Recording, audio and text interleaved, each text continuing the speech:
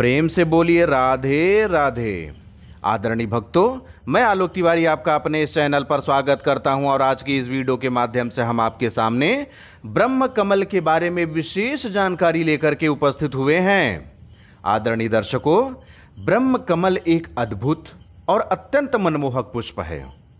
ब्रह्म कमल इकलौता ऐसा पुष्प है जिस पुष्प का पूजन किया जाता है।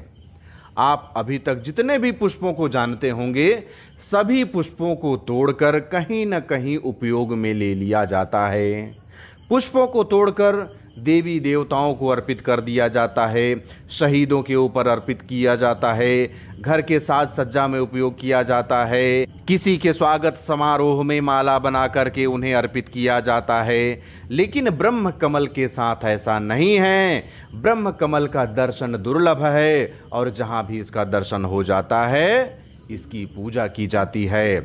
ब्रह्म कमल को उत्तराखंड का राजकीय पुष्प घोषित किया गया है। उत्तराखंड में ब्रह्म कमल को कौल पद्म के नाम से भी जाना जाता है।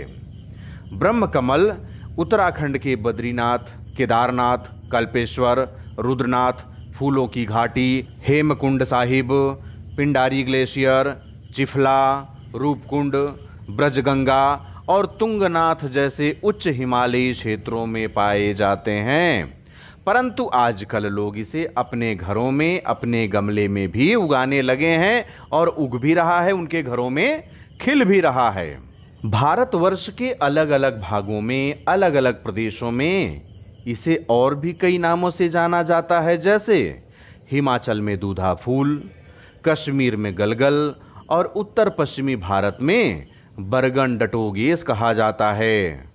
अब यहाँ पर आपको एक बात बता देना चाहते हैं कि वर्ष में एक बार खिलने वाले गुलबकावली को भी कई बार भ्रमवश लोग ब्रह्म कमल मान लेते हैं। गुलबकावली अमरकंटक क्षेत्र में बहुतायत में पाया जाने वाला छोटा सा पुष्प है। ब्रह्म कमल का वानस्पतिक नाम सौसूर्या उबवाल्लटा है। ब्रह्म कमल एस्टेरेसी कुल का पौधा है। सूर्यमुखी, गेंदा, डहलिया भी एस्टेरेसी कुल के पौधे हैं, जो कि ब्रह्म कमल के ही कुल के अंतर्गत आते हैं। संपूर्ण विश्व की बात करें तो संपूर्ण विश्व में ब्रह्म कमल की कुल 210 प्रजातियां पाई जाती हैं, जिनमें से अकेले उत्तराखंड राज्य में ही ब्रह्म कमल की 24 प्रजातियां पाई जाती हैं। ब्रह्म कमल के खिलने का समय जुलाई से सितंबर का महीना होता है।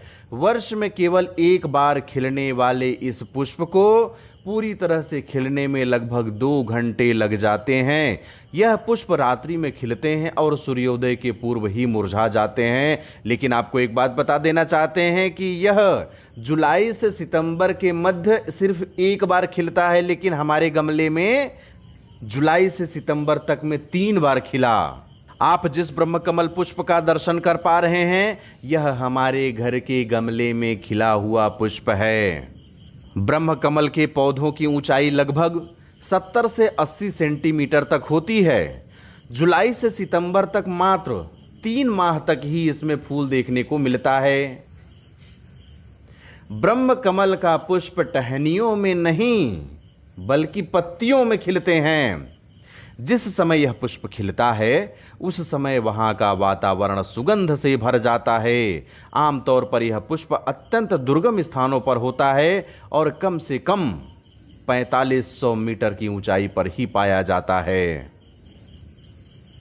ब्रह्म कमल को ब्रह्मदेव का प्रिय पुष्प माना जाता है। ऐसी मान्यता है कि दुनिया की रचना ब्रह्मदेव ने की और यह पुष्प उनका ही आसन है।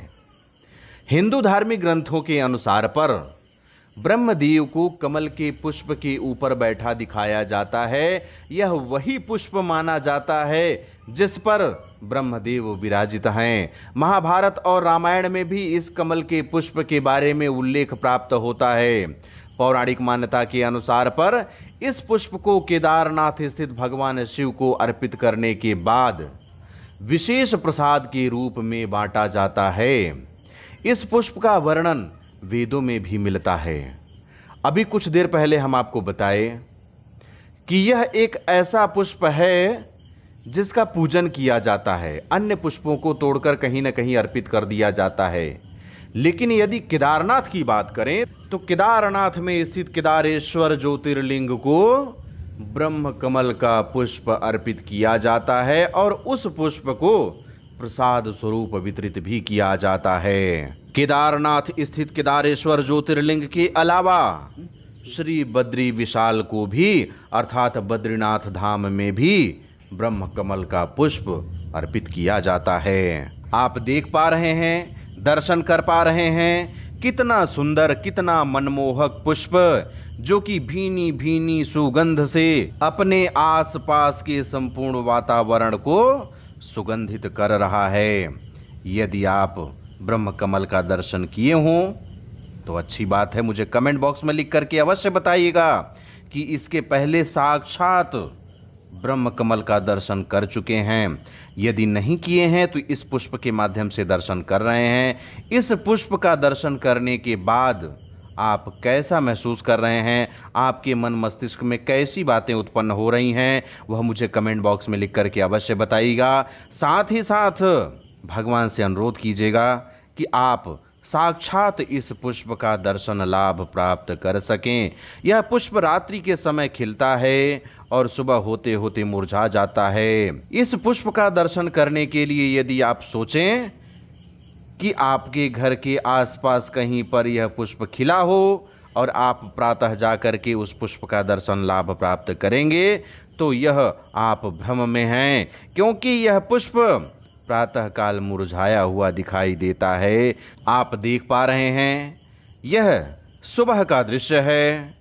सुबह होने के बाद यह पुष्प इस तरह से मुरझा जाता है, टहनियों में लटक जाता है और अपने आप को बंद कर लेता है। यदि आप इसका समुचित रूप से दर्शन लाभ प्राप्त करना चाहते हैं तो जिस समय रात्रि में यह पुष्प खिलता है उसी समय आपको इस पुष्प के पास जाना होगा, क्योंकि आप देख रहे हैं यह मुरझा गया है, सिकुड़ गया है, इसके अंदर जो चक्र बना है वह सिमट गया है, दिखाई नहीं दे रहा है।